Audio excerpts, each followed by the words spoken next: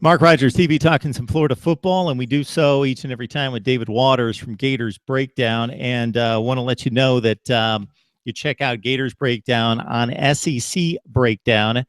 They're on YouTube. I'm Mark Rogers of Mark Rogers TV. We're joining forces to a certain extent, so we're going to provide you with a ton of SEC content there at SEC Breakdown. Follow us on Twitter as well, and like us on Facebook at SEC Breakdown. David doing a great job with the Gators stuff and the complete SEC story. So, Dave, we're going to talk DB tonight. It's not just been this last draft class, but it's been 2 years running that there's been so much talent leave this football program from the defensive backfield. So while everybody from Gator Nation applauds on draft night, you got to think, wow, we got to replace these guys. And this particular draft class, it's Tease Tabor, it's Quincy Wilson, Marcus May, three exceptional players. So maybe we'll tee it up with cornerback and kind of your outlook on the way things are going to look this year.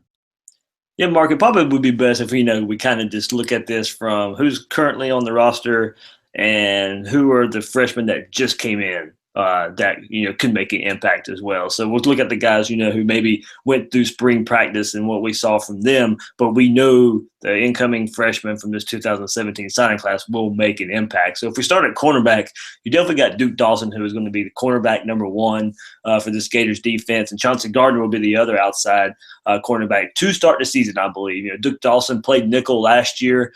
You and I were kind of kidding around. If opposing offenses had to pick on somebody in the Florida secondary, it was probably going to be Duke Dawson, but they didn't really have a lot of luck, much like with Tease Tabor and Quincy Wilson. Duke Dawson definitely held his own in the nickel position, a good playmaker there.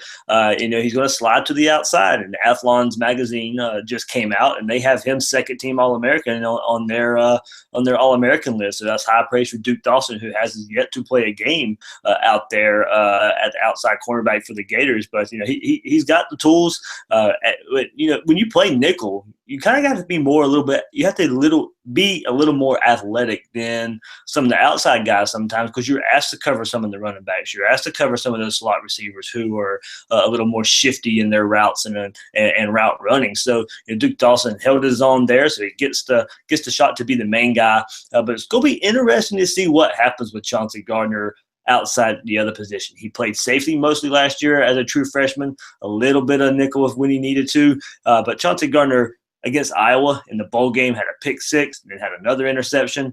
I believe he had a pick six in the FSU game as well. So Chauncey Gardner made plays at the end of the season when he had a little bit more experience as a true freshman. So I believe he will start the season outside the opposite Duke Dawson, but he may not stay there because Florida's got some true freshmen coming in that could push for playing time. And I really think these coaches would like to see Gardner at nickel and playing a little bit of safety as well, because he can be a playmaker more in the middle of the field than if he's stuck to one side of the field.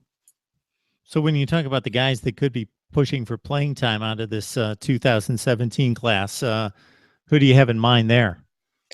Two guys jump off right at you when Florida signed these guys in February. Christopher Henderson and Marco Wilson. Marco Wilson is Quincy Wilson's little brother from Fort Lauderdale.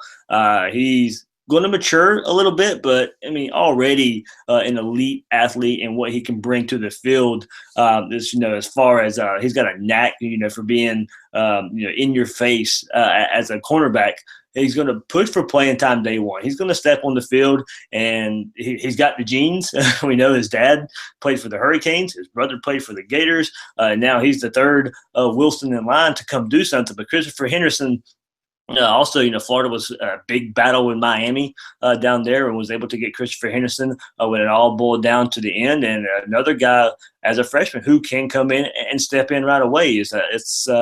Florida needed big-time cornerbacks in this class, and they got it with Henderson and Wilson. But you also, Brad Stewart can come in, Sean Davis. What Florida can do, though, there's got some versatility with those kids, and they'll be able to play safety as well, like Brad Stewart and Sean Davis. They may project to be more safeties, but they're versatile enough to come and play corner. But the two guys I'm really looking forward to maybe push Chauncey Gardner to where he can move inside a little bit is Christopher Henderson and Marco Wilson. Yeah, and both of those guys out of Florida rate as top 20 cornerbacks as evaluated by 24/7 Sports.